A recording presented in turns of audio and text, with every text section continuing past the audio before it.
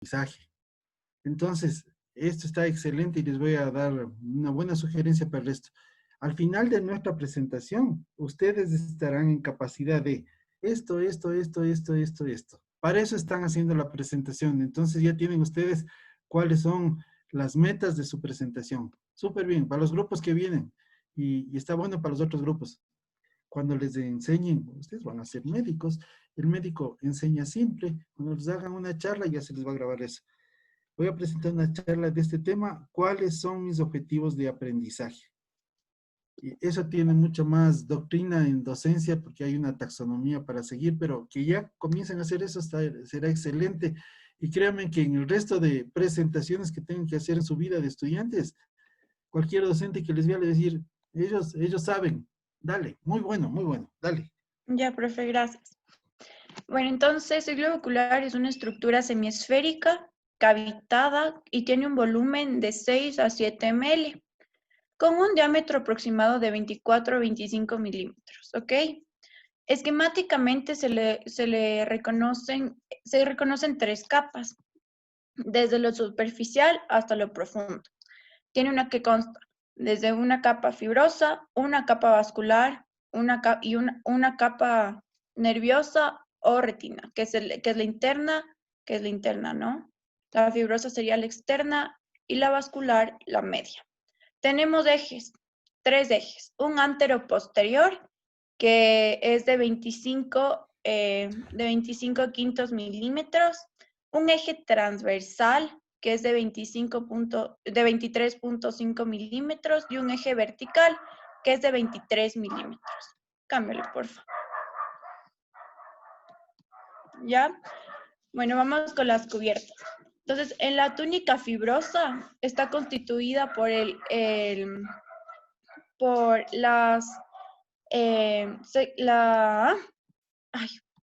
constituida por la sexta parte anterior por la córnea y la quinta sexta parte que es la dorsal por la esclera. Ambas estructuras están formadas por fibras colágenas que constituyen al tejido conectivo denso. ¿Ya? La túnica vascular corresponde a la capa media del bulbo ocular. Ya está constituida desde lo posterior hacia lo anterior por la coroides y el cuerpo ciliar y el iris. La túnica nerviosa corresponde a la capa más interna del ojo. Está constituida por el epitelio pigmentario, que es el más externo, y por la retina neurosensorial, que es la interna, que corresponde a un conjunto de fotorreceptores y neuronas. Cámbiale, por favor. Ya, la división topográfica. En la división fotográfica tenemos dos segmentos, el segmento anterior y el segmento posterior. En el segmento anterior vamos a ver lo que es la córnea, el iris, el cristalino y la región iriodociliar. En el segmento posterior veremos las tres túnicas, que sería la esclerótica, coroides y retina y el cuerpo vítreo. Cámbiale, por favor. Entonces aquí en la imagen que se encuentra en el extremo superior derecho vemos la córnea, la cámara anterior, el iris, el cuerpo ciliar, la cámara posterior y el cristalino. ¿Ok? Este es el segmento anterior. En el segmento posterior, ahí vemos que está la esclerótica, coroides, retina y cuerpo vítreo. Cámbiale, por favor. Ya, el fondo del ojo. El fondo del ojo está constituido por la papila, que ahí vemos en el circulito, donde señala la flecha, y la mácula. Cámbiale, por favor. Dale un ratito para atrás. Ya. Ok. No sé si hablas de esto. El ojo tiene dos polos. Adelante Ujú. en la córnea y atrás lo que acabas de hablar, que se llama polo posterior. Sí, Sí, sí hablas de eso lueguito. sí, profe. Ah, dale. Ya, vamos con la película lagrimal. Ya. La película lagrimal. Bueno, es una capa fina, líquida, que cubre a la córnea y a la conjuntiva del ojo.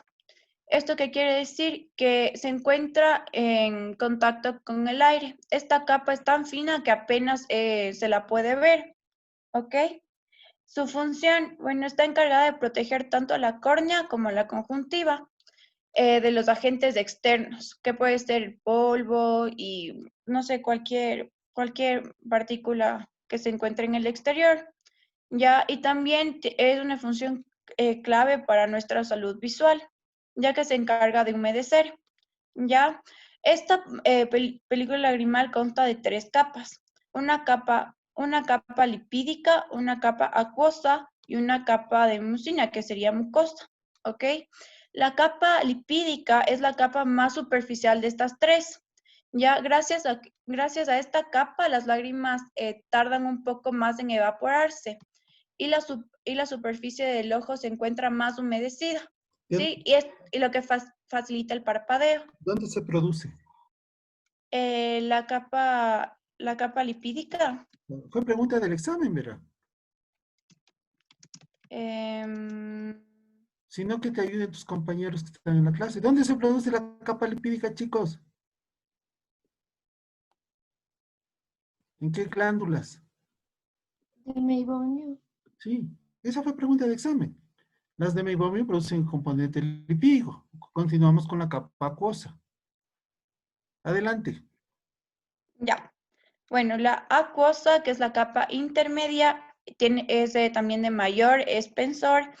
Está formada por las sales, por sales, proteínas, glucosa y electrolitos, entre otros componentes más.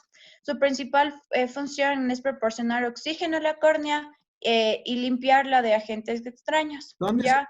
dónde se produce, chicos, la capa acuosa? En 2 lugares. Me preguntaron el rato que había que hacer el cotejo de esa pregunta. ¿Dónde, dónde se produce la capa acuosa?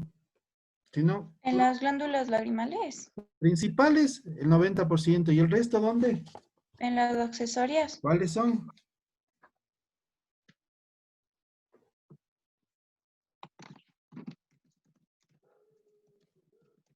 Las de Krauss y las de Wolfring. Verán, otra vez voy a hacer clase de pedagogía con ustedes.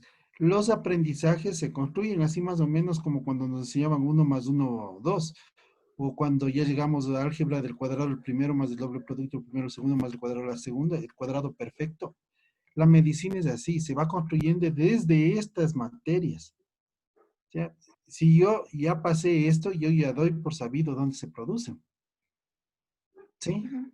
Entonces, por eso que en el examen se les toma lo mínimo que deben saber para seguir con el tratamiento de la materia. Dale la capa mucínica. Ya. A ver, vamos con la capa mucínica. Entonces, la mucínica es la capa mucosa de esta estructura. Ya es la capa más interna, la que se encuentra más próxima a la córnea y la más fina de estas 3. ¿Ok? Esta lágrima necesita ser lubricada de manera constante por una masa mucosa para impedir para cumplir con sus funciones de sujetación, hidratación y protección de la córnea. Resulta que Cámbiale. el epitelio corneal tiene fosfolípidos y la capa acuosa nunca podría cumplir su función si no le damos primero un baño de mucina, porque Ujú. los lípidos son hidrofóbicos, ¿sí? Entonces el moco es hidrofílico. La manera como se puede lubricar la córnea o hacer llegar todos los nutrientes que lleva la capa acuosa es con esta capa mucínica. ¿Y la capa mucínica dónde se producía? En las células caliciformes. Las células caliciformes, sí. Hay epónimos, se llaman de Mans y de Henle. Esas son las goblet cells que ponen en inglés. Sí, sigue nomás. Ya. A ver, vamos con... cámbiale, por favor. Ya, entonces aquí tenemos lo que es la película lagrimal y las 3 capas. La mucosa, la capa de agua, que sería la acuosa, y, y la capa, ay, bueno, cámbiale, para mostrarles la otra. Aquí está. Entonces aquí está la capa oleosa, la acuosa y la mucina. Ujú. Ya, La unidad funcional de esta película lagrimal son las glándulas lagrimales, la superficie ocular, los párpados y los nervios sensoriales. Entonces ahí podemos ver la división de estos tres. Y, adelántale, la primera capa tiene más o menos mide 0.1 micras, mientras la cosa mide 0.8, igual que la mucina, ¿ok? Mm. Ya, cámbiale, por favor.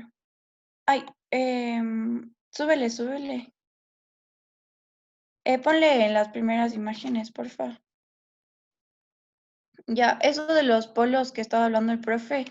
Bueno, en el segmento anterior, como les estaba diciendo, está la cámara anterior, que sería el polo anterior del ojo, que está constituido por la conjuntiva, la esclerótica, la córnea, el iris y la pupila, ¿ok? Ya, la cámara del polo posterior está Entonces, señale con constituida el por... cursor la persona que está con el video.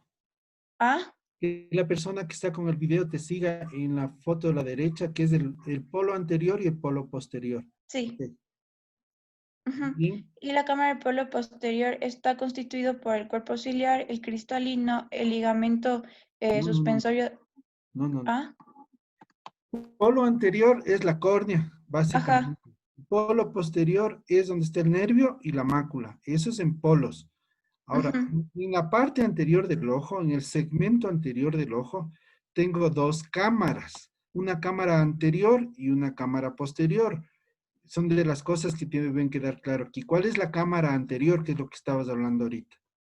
Ya, a ver, la cámara anterior ¿Mm? es la conjuntiva, la No, esclerótica, la la córnea, el conjuntiva no iris. es parte de la cámara anterior. Ah, La, la conjuntiva no es que la cámara anterior está delimitada por la córnea con su endotelio, sin enseñarle la capa interna de la córnea, y por el epitelio anterior del iris. y el del Ese iris, sí. espacio tiene un volumen también en microlitros, no sé si tienes ahí la tabla. Es la mayoría. Sí, ya vamos a hablar de la cámara anterior en Ok, un ratito. Ajá, ya. bueno, ya. Y tenemos la cámara posterior, nomás para que le señales que su límite es el epitelio posterior del iris, dale al iris al verde, Ujú. y el cristalino. El cristalino como límite, no el cristalino como estructura. En ese espacito hay agua, hay líquido, hay humor acuoso. Ujú. Ya, sigue. Ya.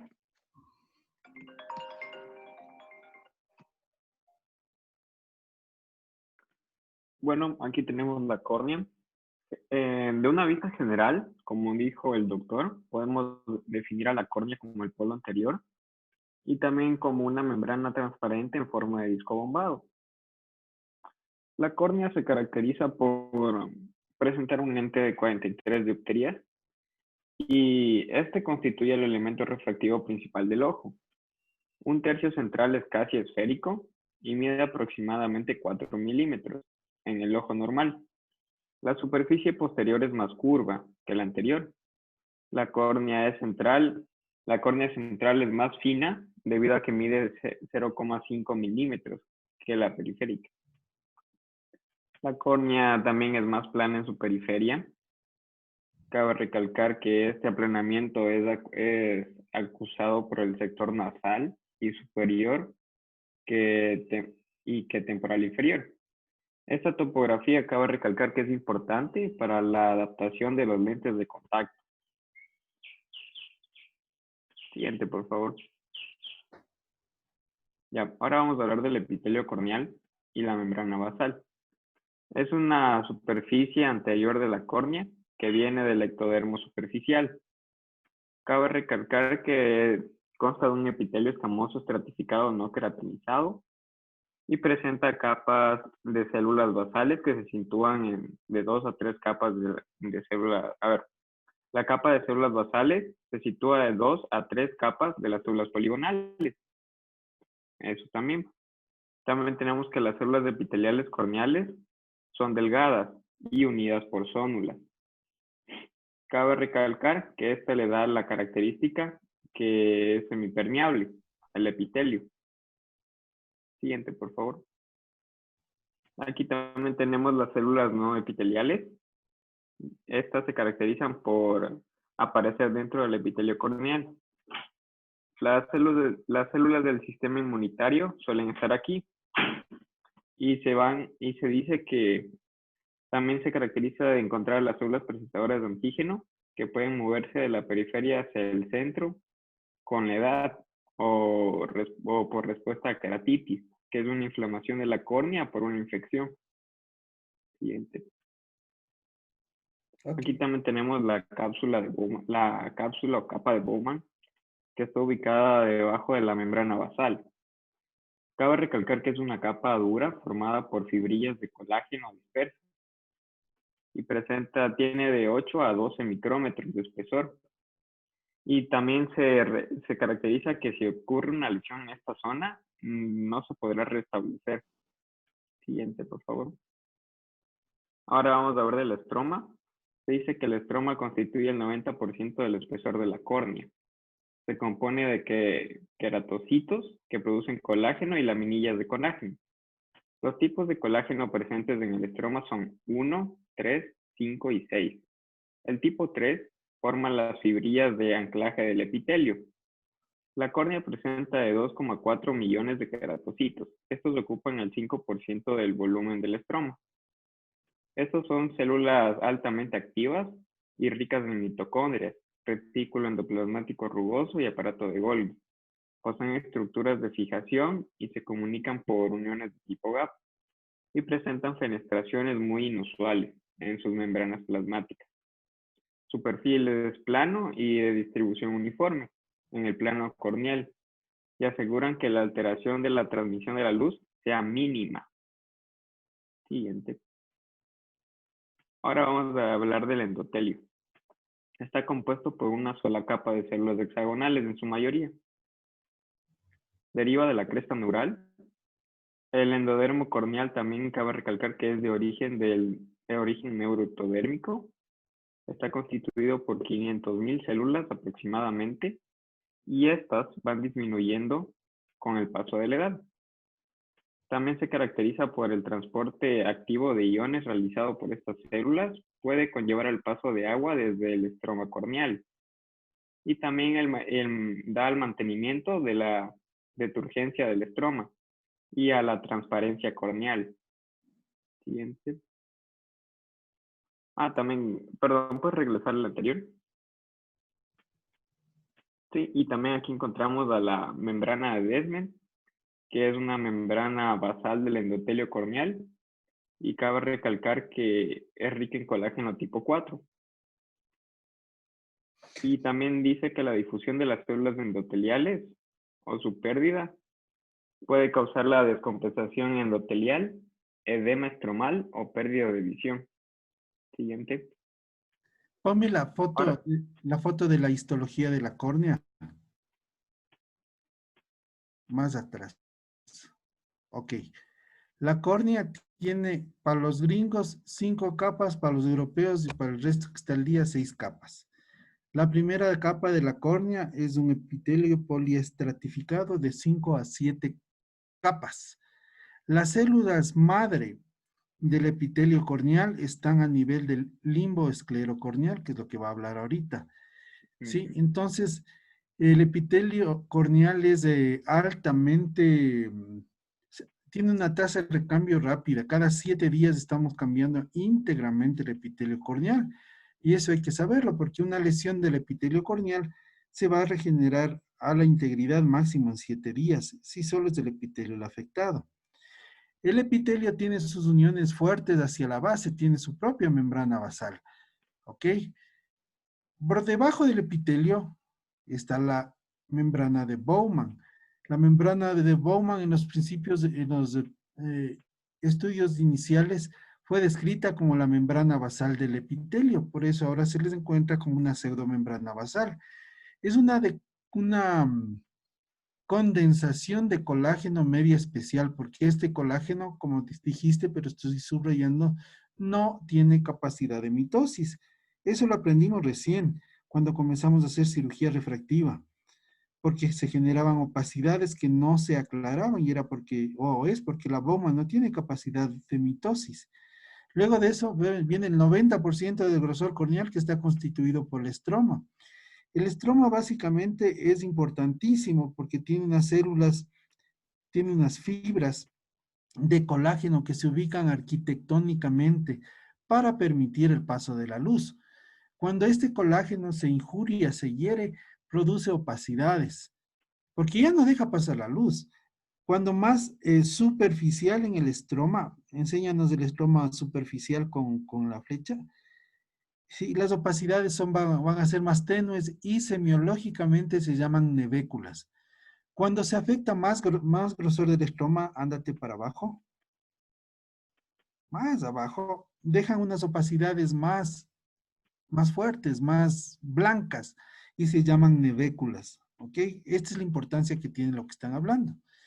Desde el 2012 al 2014 en Europa comenzó, y esto por las cirugías lamelares que se hace ahora de trasplante de córnea, se comenzó a ver que funcionalmente hay una capa más que se llama la capa DUA. No es un acrónimo, se llama DUA, DUA, no quiere decir nada. La capa DUA está bajo el estroma, es una capa muy delgadita, como 11, 12 micras, ¿sí? Es una capa muy resistente, da bastante resistencia a la córnea. Luego de eso viene la membrana de De Smet, que se constituye en la basal del endotelio. Y luego viene el endotelio corneal, que como dijiste, deriva del neuroectodermo. De ahí generalmente derivan neuronas. Entonces, el endotelio son células que derivan de un sitio donde también derivan neuronas. Son células que no tienen capacidad de mitosis. Se va depoblando conforme uno va envejeciendo a tasa de 1% por año de edad. Entonces, una persona de 88 años tiene 88% menos de endotelio. La importancia del endotelio es que ahí está ubicada la sodio-potasio ATPasa. Esta enzima se encarga de los intercambios de iones y agua. Es aquí donde se mantiene deshidratada la córnea. ¿Sí? El pero es que nosotros vamos perdiendo células endoteliales conforme envejecemos. Y las cataratas generalmente son seniles. Uno entra a operar una catarata y entra con flujos de líquido. Y si no tiene cuidado y no usa los materiales adecuados, puede lavarse el endotelio. Y al otro día el paciente está bien de la catarata, pero con su córnea opaca. Todo esto tiene implicaciones. ¿Por qué? ¿Cuándo hace, doctor, un trasplante de córnea? Cuando tengo una opacidad corneal. Cuando no tengo células endoteliales. O cuando la córnea está en punta hacia adelante como en el queratocono. ¿Ok? Y esto les va a servir para toda la vida. La córnea es transparente por 3 condiciones. No sé si alguien revisó. O sea, en la fisiología de la córnea lo que llama la atención es la transparencia porque es el medio refractivo más importante del ojo. ¿Por qué la córnea es transparente? Si estoy en su tribunal de grado, cuando estén graduando les voy a preguntar también eso. La córnea es transparente, uno, porque es deshidratada. ¿Quién se encargaba de la deshidratación, chicos? Las hialuronidasas. No, ahorita acabamos de ver. Esa es la parte embrionaria. Les acabo de decir hace un ratito. El endotelio. ¿Dónde radica la transparencia de la córnea por deshidratación? En la bomba sodio-potasio que está en el endotelio. Sí les dije. 2, por la disposición arquitectónica de las fibras de colágeno del estroma. Y 3, porque la córnea es avascular. Entonces, cuando ya estén en cursos mayores y vean una córnea opaca, ustedes se van a preguntar, ¿cuál de las 3 condiciones para transparencia de la córnea se perdió aquí? ¿Se hidrató? ¿Se vascularizó? ¿O tengo una cicatriz en el estroma? Sí, para eso estamos aprendiendo esto. Y no se olviden el orden. Epitelio, capa de Bowman, estroma, la capa DUA, la De Smet y el endotelio. Así se ubican estas capas. Entre el epitelio y la Bowman, o sea, debajo del epitelio y por sobre la capa de Bowman, se encuentran los receptores de dolor más exquisitos que tenemos en el cuerpo, que están presentes en la córnea también. se llaman terminaciones nerviosas libres, de tal manera que eso le convierte a la córnea como una estructura que genera dolor en el ojo. Y el dolor es importante porque viaja a través de los nervios nasociliares, que son ramas del trigémino. Entonces, cuando se injuria la córnea, cuando pierde epitelio, va a doler. Y va a doler, ¿por qué? Porque deja expuesto las terminaciones de dolor que tiene, que se llaman terminaciones nerviosas libres.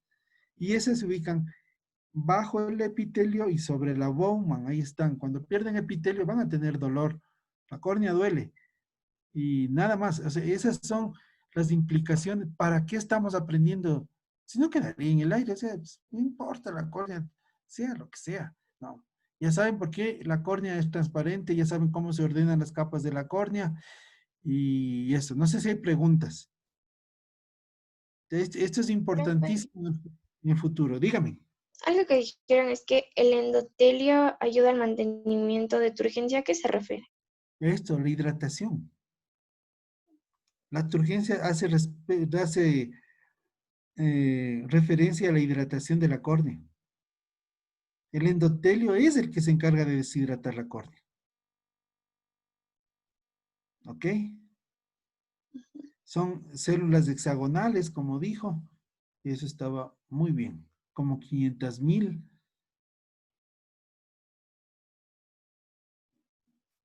Algo más. Tú, Isaac Vicente, que preparaste, ¿tienes alguna pregunta?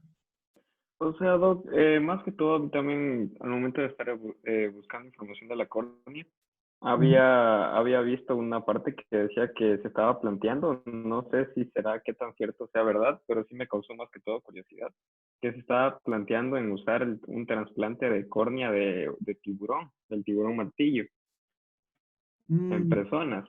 ¿Qué tan cierto es eso? por los rechazos no se hace. Lo que se está haciendo, antes hacíamos los cambios de córnea completamente de todo el grosor. Lo que ahora está en boga es hacer trasplantes lamelares. Entonces solo te cambian el estroma. Imagínense que una compañera suya es oftalmóloga y se fue a hacer oftalmología en España y ella hizo una maestría en córnea. Ella solo hace trasplantes de endotelio, solo trasplantes de estroma. O sea, se puede ir por capas. Y lo más avanzado que está es que han visto que la endotelio se le puede revivir la mitosis.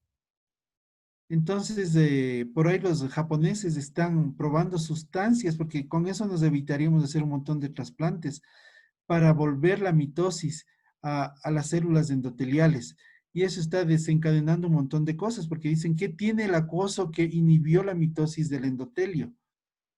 El rato que estudien bien los componentes del humor acuoso, van a poder plantearse nuevos retos en el tratamiento del cáncer. Sí, lo que dicen es, estas células no se están dividiendo porque tienen algún factor que está inhibiendo. Entonces, se ha visto que en pacientes trasplantados que se inflamaron, comenzaron a dividirse de nuevo estas células y ya tienen los japoneses esa sustancia, andan probando, pero más aún, estudiemos el acoso para ver cuál es el factor que inhibe la mitosis. En eso se encuentran los estudios. Mientras tanto, lo que decimos aquí es lo que es hasta ahorita dogma. No se han roto esos todavía. El resto está experimental.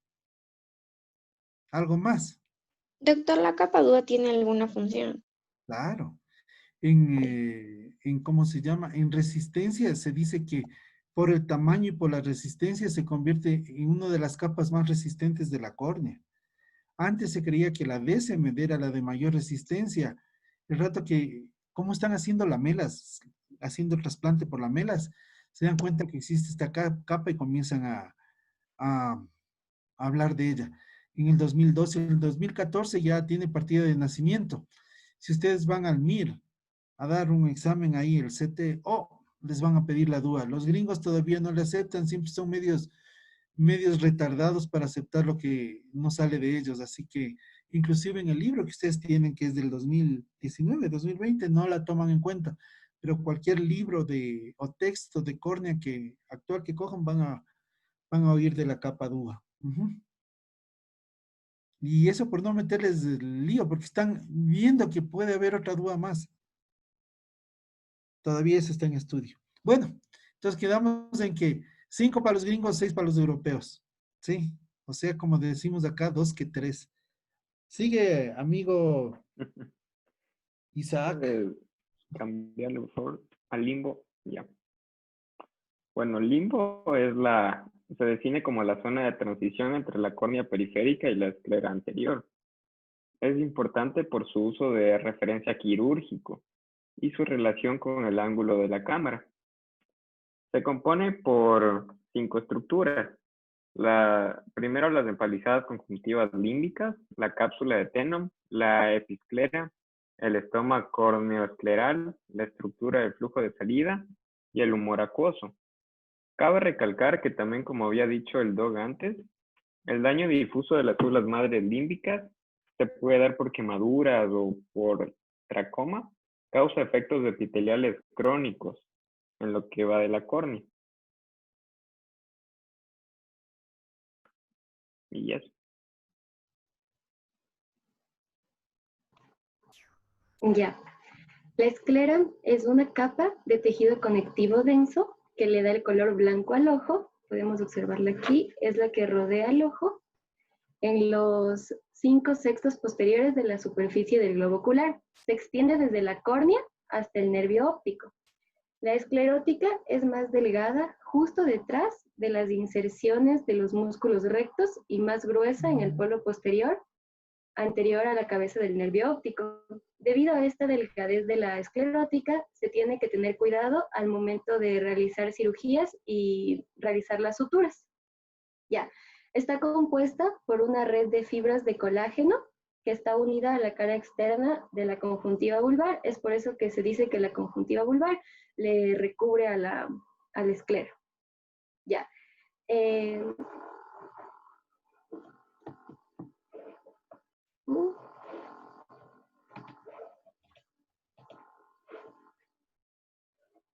Ya. La esclera está compuesta por una capa interna, una capa externa y 2 aberturas. La capa externa del ojo se encuentra cubierta por la cápsula de Tenon, y entre la esclera y la cápsula de Tenon existe un espacio llamado epiescleral, donde van a pasar las venas epiesclerales. Podemos ver que el espacio está por aquí. Acá afuera está la cápsula de Tenon, la esclera y el espacio epiescleral. Ya, a nivel de la superficie externa de la esclera se insertan los 6 músculos extrínsecos: el recto anterior, el recto superior, el recto inferior, el oblicuo inferior y el oblicuo superior. Ya, la capa interna de la esclerótica también se conoce como la lámina fusca y se mezcla imperceptiblemente con las laminillas supracoroideas y supraciliares de la úvea. También contamos con la abertura anterior, que esta es la que recibe a la córnea y se une la córnea con la esclera y se forma el surco esclerocorneal o limbo de la córnea. También aquí se forma el ángulo esclerocorneal, que sería solamente como para ubicación topográfica, y el ángulo iridocorneal, que a nivel de se encuentra el espolón escleral, que es un engrosamiento de tejido trabecular. También se encuentra el ligamento pectíneo del ojo y el conducto de Slem, que es el que da paso al humor acuoso y actualmente es más conocido como el seno venoso de la esclera. Ya. En la abertura posterior podemos ver que esta es la que va a dar el paso al nervio óptico. Está aquí, y alrededor de este agujero tenemos orificios más pequeños que van a dar paso a los nervios y vasos ciliares cortos. Más en la parte de afuera, aquí existen también otros agujeros que van a dar paso a los nervios y vasos ciliares largos. Ya, y aquí también están otros agujeros que pueden dar paso a las venas vorticosas. Ok. De esto, de la esclera, importantísimo, no sé si tienes, dale la de atrás. Ok, esa foto de abajo, esa es una de las clásicas de Netter. La esclera, tiene zonas que son muy débiles, muy débiles. Las zonas débiles de la esclera, como tú dijiste, es la inserción de los músculos extraoculares. Eso es importantísimo cuando hacemos cirugía de estrabismo, porque suturamos sobre la esclera, entonces fácilmente uno puede irse, y de hecho que sí nos tocó irnos, o sea, nos fuimos cuando estábamos formándonos, cuando estamos anclando los músculos rectos y fijándoles, ¿no es cierto? Es bien, bien delgadita. La esclera es delgada entonces en el sitio donde se insertan los rectos. La esclera es también delgada al nivel del limbo esclerocorneal, si puede señalarle el limbo, y la esclera se adelgaza también en el sitio de inserción del nervio óptico, para que el nervio óptico pueda salir.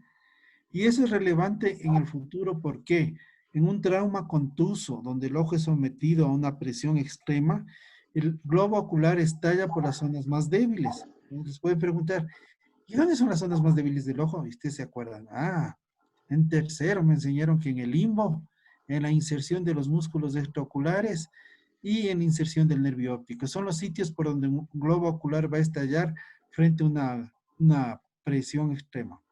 Sí, esto es relevante de la Profe, es que esclera. no puede repetir los 3 lugares más, por favor. Ya. El uno, dejaste súper clarito, la inserción de los músculos extraoculares. Se adelgaza la esclera para dar paso a los tendones.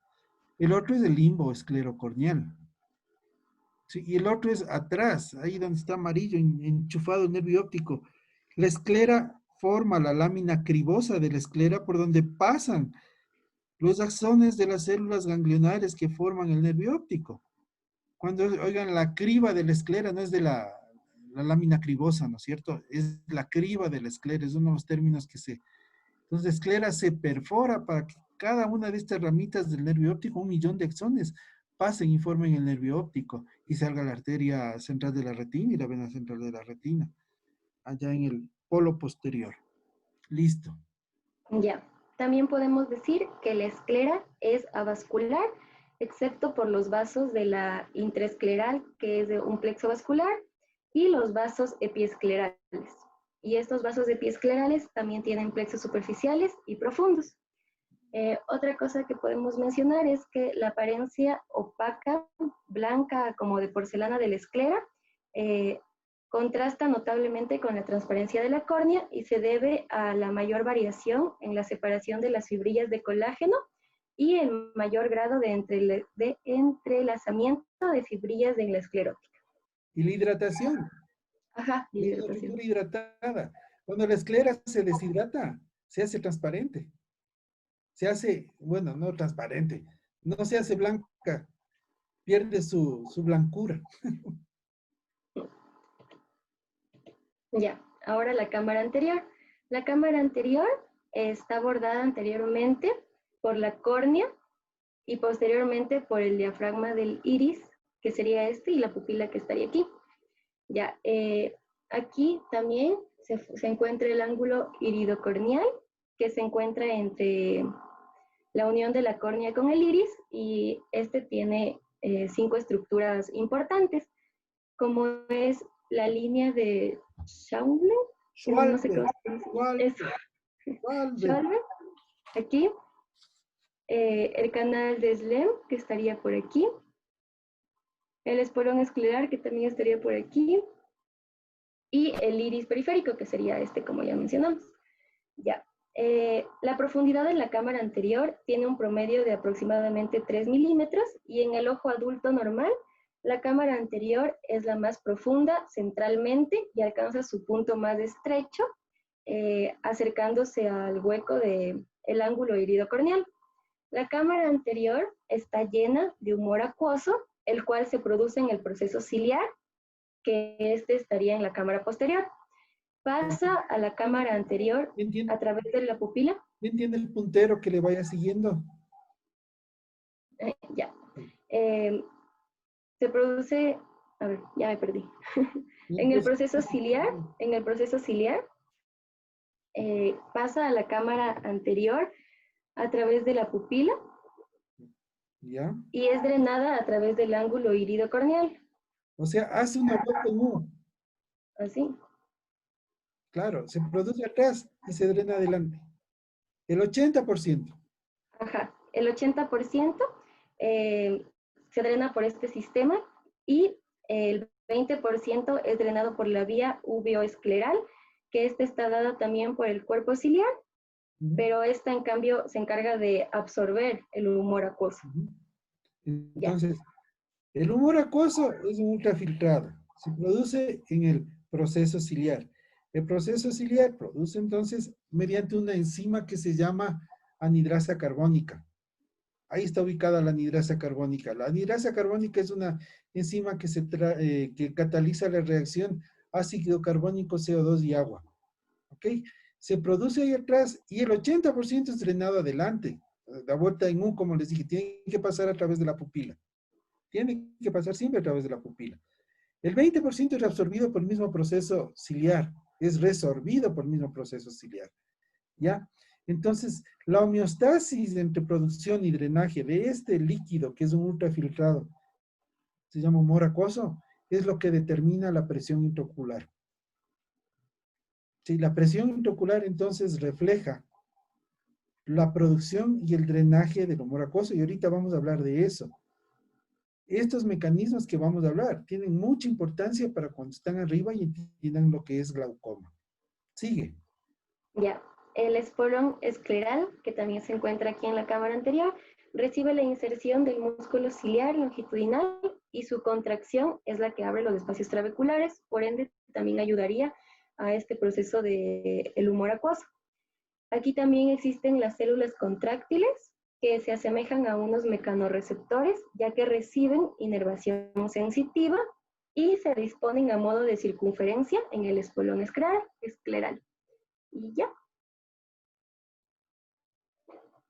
Ok, entonces, de esto otra vez, la cámara anterior es el espacio circunscrito entre la córnea, el endotelio corneal, y saben llamarle el epitelio anterior del iris, para poder ubicarle mejor. Ese es el epitelio anterior del iris. Sí, la cámara posterior es el espacio chiquitito comprendido entre el epitelio posterior del iris y el cristalino. Sí, por eso los volúmenes son tan distintos entre uno y otro. Uno es como 200 microlitros, el otro es como 60 microlitros, así era, ¿no? Los volúmenes son bien distintos porque la cámara posterior es muy estrechita, muy chiquita. Adelante. Creo que me toca a mí. Ya. Yo les voy a hablar acerca de la malla trabecular. 80% del humor acuoso sale por esta vía, por la vía trabecular. Sí. O sea, la malla trabecular es importante para el drenaje del humor acuoso, como ya vimos, que se forma en los cuerpos ciliares. Además de ser esta una estructura importante, también está el canal de Schlemm, que es por donde va a salir el humor acuoso y se conecta directamente con esta malla trabecular. Tenemos lo que es la córnea. No sé si ven mi puntero. ¿Sí ven mi puntero? ¿No? No. Ya bueno. Ahí pueden ver la córnea. Ahora sí se movió tu puntero, dale de nuevo. Ahí. No, se mandó arriba, como a la hora 12 del monitor está un puntero. Ah, ese es de que era de diente. Ya. Ya. Bueno, yo les voy a señalar las estructuras después. Entonces tenemos la córnea, que pueden ver ahí, la esclerótida, que no se ve ahí la esclerótica, el iris, que está justo en el medio, y el cuerpo ciliar, que es el que va a producir el humor acuoso. Dale, por favor, la siguiente. Ya. Entonces, la malla trabecular básicamente va a ser todo. Espérenme para. No sé cómo con el puntero.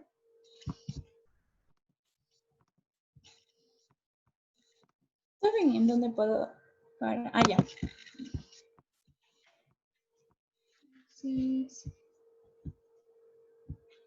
No tengo la opción. Bueno, la malla trabecular es toda esta parte, no sé si ven, donde está señalado, básicamente eso va a ser, es como un corte más o menos transversal y va a ser una estructura, una estructura esponjosa que va a estar llena de tejido conectivo, tiene trabeculositos y estos tienen una particularidad de ser contráctiles porque sirven para limitar el flujo de entrada y salida del humor acuoso y aparte van a tener también fagocitos. ¿Qué parece? Entonces, la malla trabecular tiene su vértice en la línea de Schomburg, que no sé si es que pueden ver ahí. Schwalbe. Ahí está. Schwalbe. Ya, Schwalbe. Ya. La base va a estar formada por el polón escleral, que está ahí justo abajo. No sé si le pueden ver esta línea. Es todo lo que está entre estas dos líneas de ahí. Y forma parte del tejido trabecular. O sea, todo este tejido trabecular, todo lo que está ahí en el centro, que pueden ver, va a irse incluso por detrás del espolón. O sea, es como que se sigue yendo para abajo. ¿Me puede seguir? Ya.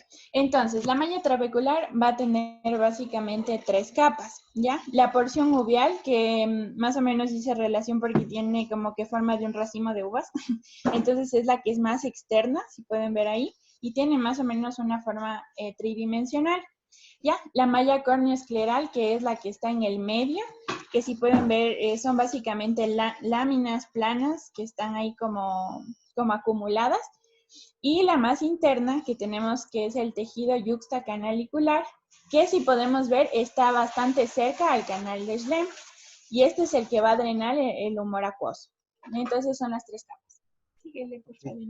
La mayor parte ha dicho que la malla trabecular tiene una porción trabecular para unificar los términos, tiene una porción uvial o córneo-escleral y una yuxtacanalicular. ¿Sí? Para unificar los términos entre todos. Entonces, la malla trabecular tiene una porción trabecular, una porción uvial y una yuxtacanalicular.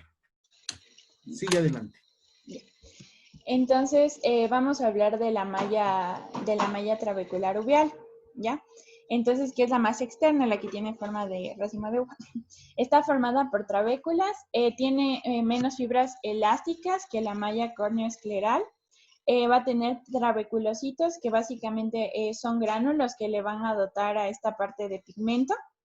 Y si podemos ver, esta estructura tridimensional va a tener espacios entre trabéculas. Como podemos ver, tienen unos orificios bastante grandes.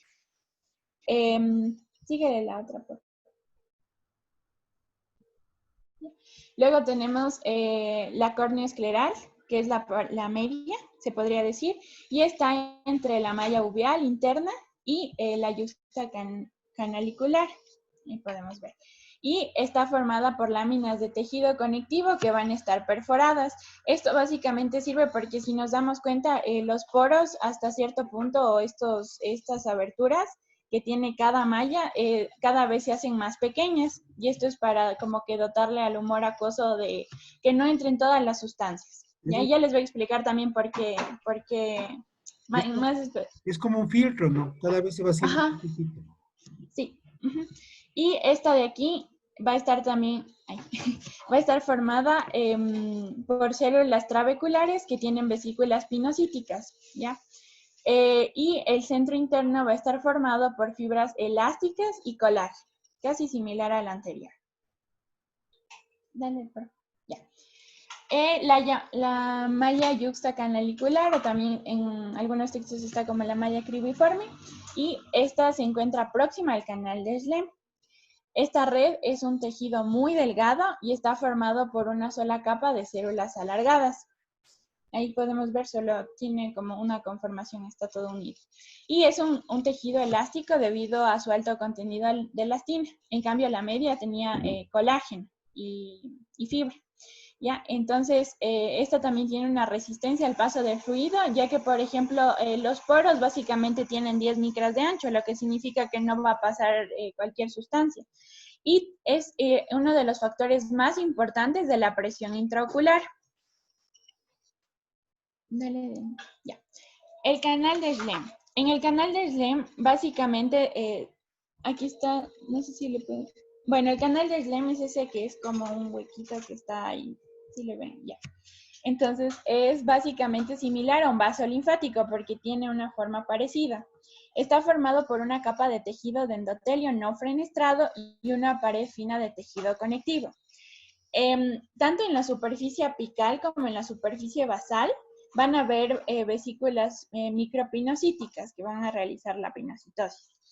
Y en la pared más interna van a haber vacuolas gigantes que obviamente van a incrementar su número y van a incrementar su tamaño mientras más aumenta la presión intraocular. Y este contribuye al flujo de la salida del humor acuoso presión dependiente. Cabe recalcar que las paredes laterales de estas células van a estar unidas por zónulas de oclusión y si podemos ver, la membrana basal no es tan definida. Y eso es.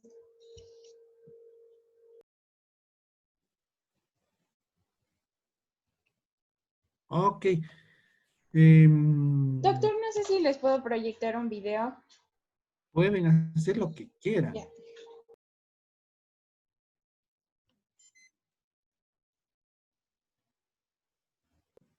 Janita, si puedes compartirme. Ah, no, sí.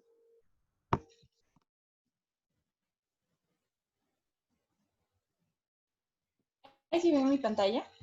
Ujú. Sí,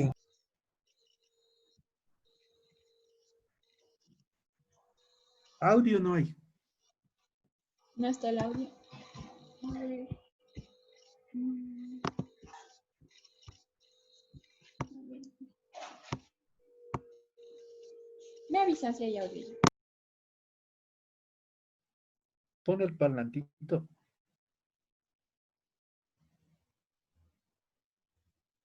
No, no hay audio. ¿No hay audio? Pon el cursor en el parlantito a ver si está con volumen bajo. Ya, espérenme para. Capaz tienes que volver a compartir con audio. Ajá. Ah, no, eso no creo. No. Compartir sonido de la. Ya. Se ¿Ahí vuelve a escucha? más los procesos ciliares que están unidos a esta celular, que tiene los procesos ciliares que están unidos a esta zónula, y también es músculo. Entonces este músculo se contrae y al contraerse se relaja la zónula y al contraerse ocasiona que el cristalino cambie su conformación, se vuelva más como que más gordito y entonces tiene un enfoque mayor de cerca. La contracción del cuerpo ciliar se llama acomodación. Tenerlo todo esto acá. Y en el iris, como estamos viendo, tenemos a los dos músculos, tanto el músculo que es como radial, que tira para abrir la pupila, y el músculo que es constrictor de la pupila, que más bien está al borde, como si fuese un esfínter, está al borde de la pupila, ¿no? Tenemos la formación de humor acuoso, entonces, a través de los procesos ciliares, en su epitelio no pigmentado, se produce el humor acuoso, viaja a través de la pupila y se reabsorbe a nivel de la malla trabecular, que es esta de aquí, que está en el ángulo camerular, y esta malla trabecular, si es normal, si es funcional, va a drenar este humor acuoso al canal de Schlemm. El canal de Schlemm es como una especie de reservorio inicial. Luego, este canal de Schlemm va a drenar hacia las venas. ¿Hacia qué venas? A venas esclerales, epiesclerales y conjuntivales. Ese es el camino del sistema de drenaje del humor acuoso. Si tengo un paciente, por ejemplo, con una fístula arteriovenosa, mis venas no van a drenar. Entonces, estos pacientes traumatizados, fractura de cráneo, que tienen comunicaciones en el seno cavernoso con la arteria, van a tener un problema de drenaje. ¿Qué pasa con ese paciente? No tiene un buen drenaje, se acumula el humor acuoso y termina en glaucoma. Si de repente tengo más bien un paciente que tiene cicatrización, ¿qué pasó con el paciente que se quemó? De repente se quemó con álcali, una quemadura muy importante, los vasos se atrofiaron, se esclerosaron y ya no hay drenaje, glaucoma también. Entonces hay una alteración en la filtración del humor acuoso. Puede ser pretrabecular, puede ser posttrabecular. Hay que tener en cuenta eso. Ya. Eso es todo. Ok, bueno, ven cómo recalcan sobre la dinámica del humor acuoso. ¿Dónde se produce y dónde se drena? Esa es la parte más importante de entender de esto. Al inicio decían que el globo ocular está constituido por 3 capas, y así es, ¿no es cierto? Ahora hemos hablado de la túnica externa, que es la córnea y la esclera. Y comenzamos a hablar parte de la estructura vascular. La estructura vascular del ojo se llama uvea o coroides. Para hacerles una división de cómo nos encontramos avanzando en la descripción del ojo. Esta capa uvea o coroides es la capa vascular del ojo y está constituida hacia adelante por 3 estructuras: el iris, el cuerpo ciliar y el proceso ciliar. Y hacia atrás está la coriocapilar o coroides. De esto van a hablar la próxima clase, así que solo es para ver dónde estamos. De las estructuras estas, hemos hablado ahora del proceso ciliar. Cada una de esas 3 estructuras tiene una función, y en el video vimos también eso rapidito. El proceso ciliar se encarga de la producción de humor acuoso. El humor acuoso se produce mediado por una enzima que se llama anhidrasa carbónica y está en el proceso ciliar. Y tiene que salir porque si no comenzaría a subir muchísimo la presión del ojo. Sale por la vía trabecular, como ya vimos, todo lo que tiene que pasar. El trabéculum es una estructura bien compleja y la otra es resorbida por el mismo proceso ciliar, 20%, se llama vía uveoescleral. Entonces el humor acuoso abandona el globo ocular por 2 vías, 1 por vía trabecular y 2 por la vía uveoescleral. Porque para volver el ojo la homeostasis cuando se altera, yo tengo fármacos que actúan en la una y la otra vía. Entonces tengo que dejar bien entendido esto. La otra parte del segmento anterior de la uvea es el iris. El iris se encarga, deriva de la retina, ¿se acuerdan? Esa fue pregunta. La retina se proyecta adelante y produce el iris. El iris se encarga del reflejo fotomotor, de contraer la pupila o de dilatar la pupila de acuerdo a las condiciones de luz, de luminosidad que hay en el ambiente. Es lo que conocemos como reflejo fotomotor. Ahí habló de los músculos, un constrictor y un dilatador.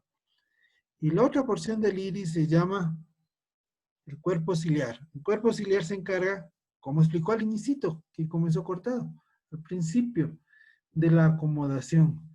La acomodación, este mecanismo mediante el cual el cristalino puede cambiar el poder y nos permite enfocar los objetos de cerca. ¿Ok? Entonces, ¿qué más se nos queda? De pronto en las partes topográficas del ojo, desde aquí, pongámosle bien al ojo. Esta parte se llama el ecuador del ojo. Y esto es importante que sepan porque a veces hay descripciones anatómicas en la retina, por ejemplo, dicen, tengo un desgarro retinal en herradura por delante del ecuador del ojo. O si no dicen, tengo un desgarro retinal en herradura en la hora serrata, donde se está insertando la retina acá adelante. ¿Sí? O tengo un desgarro por detrás del ecuador del ojo. Por detrás del ecuador del ojo, por delante del ecuador del ojo. Tenemos el polo anterior, el polo posterior. Y dentro del ojo tenemos de aquí para acá, del cristalino hacia la córnea, lo que se llama segmento anterior, y del cristalino, ya no sería cristalino, el vitrio y retina se llama segmento posterior. Entonces, yo soy especialista en oftalmología y me dedico a segmento anterior, del cristalino para adelante. Entonces viene mi retinólogo, él es vitrio retinólogo, y yo soy cirujano del segmento posterior. Entonces me encargo de retina y vitrio. Son palabras o términos topográficos. Qué increíble aquí cómo le dibujan inclusive el seno venoso, vean. El conducto de Schlemm, ¿sí le ven cómo le pintan? ¿Cuál sería el conducto de Schlemm? El seno venoso, donde se va el humor acuoso, pasa a través del trabéculum al conducto de Schlemm, y luego se va, como explicaba la chica argentina, a la circulación venosa por las venas esclerales, por las venas acuosas. ¿Sí le ven el puntito negro? Ese es el Schlemm. Otra vez topográficamente para que se ubiquen. que no se me desarme el ojo. El humor acuoso se produce en la cámara posterior. Tiene que pasar a través de la pupila a la cámara anterior para ser drenado adelante, en el ángulo irido corneal. Listo. La córnea es transparente porque es avascular, es deshidratada y por la disposición de fibras de colágeno del estroma.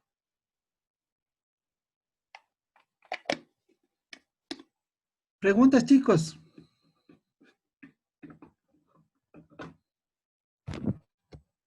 No. Entonces aprendieron también en bioquímica, como no tienen materia de bioquímica, en el ojo estas enzimas que están bien relacionadas, ¿no es cierto? La sodio-potasio ATPasa para deshidratar la córnea y la anhidrasa carbónica para producir el humor acuoso. Una pregunta, así de razonamiento. En el ojo hay dos barreras hemáticas importantes. La una hemos hablado ahora. Se llama barrera hematoacuosa. ¿Dónde se ubica anatómicamente la barrera hematoacuosa?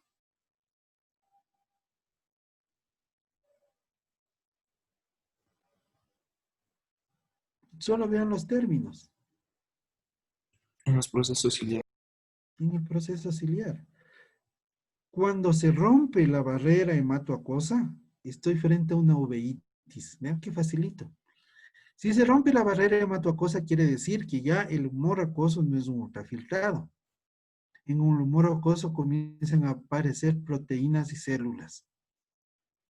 Y externamente voy a ver, porque los vasos ciliares se ingurgitan y le veo en la superficie del ojo estos vasos profundos que venían de las ciliares posteriores y las ciliares posteriores largas. También fue pregunta, por algo les pregunté.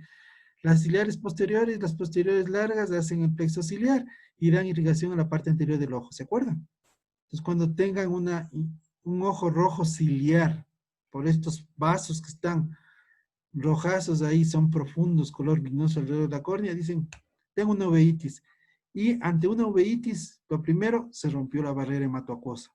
Rota la barrera hematoacuosa, comienzan a salir células y proteínas en el humor acuoso, que yo en la lámpara hendidura les puedo ver flotando, en lo que se conoce en física como fenómeno o efecto Tyndall. Los gringos llaman eso flare. Sí, y cuando ya haya lo bestia Tyndall, vamos a comenzar a tener hipopion, pus, en la cámara anterior, ya aprendieron otro término. ¿Cómo se llama pus en la cámara anterior? Hipopion, en semiología. Y sangre en la cámara anterior se llama ifema, o hipema ponen otros, hipema con pH, entonces son igual ifema. ¿Sí? Todo está fríamente calculado para ir enlazando, porque si no, no lo van a entender. Todo está encadenado en el conocimiento, porque si no, no habría razón de enseñarles. Sí, sí, otra vez, si algo estamos aprendiendo es porque va a servir, porque si no, al menos conmigo no estuvieran perdiendo el tiempo. Ok, chicos, qué gusto, siempre es un gusto. Aprendo también yo bastante. Nos vemos la próxima semana. No sé si hay alguna pregunta. No, doctor. ¿Todo claro? Doctor, una cosa, ¿por qué el limbo era un punto de referencia quirúrgico importante? Ya te voy a decir. El limbo. Para hacer mi cirugía de facomulsificación, yo puedo entrar a nivel del limbo y normalmente ahora estoy entrando como 1 milímetro por delante del limbo para que no me sangre. Es de referencia. ¿Dónde entro al ojo? Un poquito por delante del limbo. Entonces entro con unos cuchilletes diamantados. ¿Y para qué me sirve a mí saber todo lo que he aprendido de córnea? Porque el cuchillete entra así. ¿Dónde está la córnea? El limbo. Entro a nivel de la córnea y luego levanto el cuchillete, otro trayecto y luego me clavo. Entonces hago una incisión valvulada. Entonces el limbo es una referencia quirúrgica. Como les decía, el otro día me preguntaban, no sé si el grupo de ustedes, el espiral de Talux, cómo se insertan los músculos extraoculares. Aquí están los músculos, no sé si alcanzan a ver. Entonces los músculos se insertan a 5, 6, 7 y 8 milímetros de limbo. Es una referencia. ¿Sí? como estamos viendo topografía del globo ocular, el limbo es una gran referencia. Cuando yo tengo un pterigion y está invadiendo la córnea, pongo pterigion interno del ojo derecho que invade 3 milímetros la córnea. ¿Respecto a qué? Al limbo. ¿Ok? Y no hay que olvidarse que cuando yo estoy haciendo cirugía de glaucoma donde tengo que hacer una fístula, me abro una ventanita aquí a nivel del limbo y ahí le voy a encontrar al conducto de Schlemm. Tengo que hacer una filtración del conducto de Schlemm hacia afuera. Entonces es súper importante en la anatomía topográfica del ojo, el limbo esclerocorneal. Lo otro de las células madre que están ahí. ¿Alguna otra pregunta? No se queden con preguntas. No. Doc, una pregunta. ¿Qué podría causar, por ejemplo, una lesión en la cápsula de Bowman? Porque, como habíamos dicho en la exposición, o sea, es un punto que no se podría restablecer, o al menos eso según el libro. Se demora. Cuando comenzamos a hacer cirugía refractiva en el 93, comenzaron a hacer porque yo era residente todavía. Yo soy de los operados del 93. Se removía el epitelio corneal y se aplicaba el láser sobre la membrana de Bowman. Generamos opacidades que le pusieron un nombre, Hayes, después de la cirugía refractiva. Y era porque se desorganizó el estroma. Demoró bastante en aclararse ese Hayes. Sí tienen un poquito de reestructuración y aclaramos las córneas. Sí, ¿qué produce eso? Opacidades en la córnea cuando se cambia la disposición de este colágeno de la Bowman. Por eso les dije recién en el 93. Y a propósito de eso, cuando voy a operar yo de miopía, el ojo miope es un ojo más grande, ¿no es cierto? Ya vieron que el diámetro anteroposterior del ojo se mueve entre 23 y 25 milímetros, entre la córnea y la mácula, ¿sí? Cuando yo voy a operar de miopía, ¿qué le hago? ¿Le agrando el ojo o le achico al ojo? Ninguna de los dos. Actúo sobre el lente principal que tiene la córnea. Le bajo poder a la córnea en miopía. En hipermetropía le aumento poder a la córnea, para que vayan entendiendo un poquito. ¿Sí? ¿Qué hacen con el láser? Le hacen crecer al ojo, le hacen más chiquito. Si es miope, tengo que ser más chiquito. No. Actúo sobre el medio refractivo más importante del ojo, que se llama córnea. Le tallo con el excimer láser. El excimer láser es un láser frío. No produce calor. Casi todos los láseres queman, pero el excimer láser no produce calor, porque si produciría calor, produjera calor, le quemaría, le zancocharía la córnea. Entonces no queremos eso. ¿Qué más?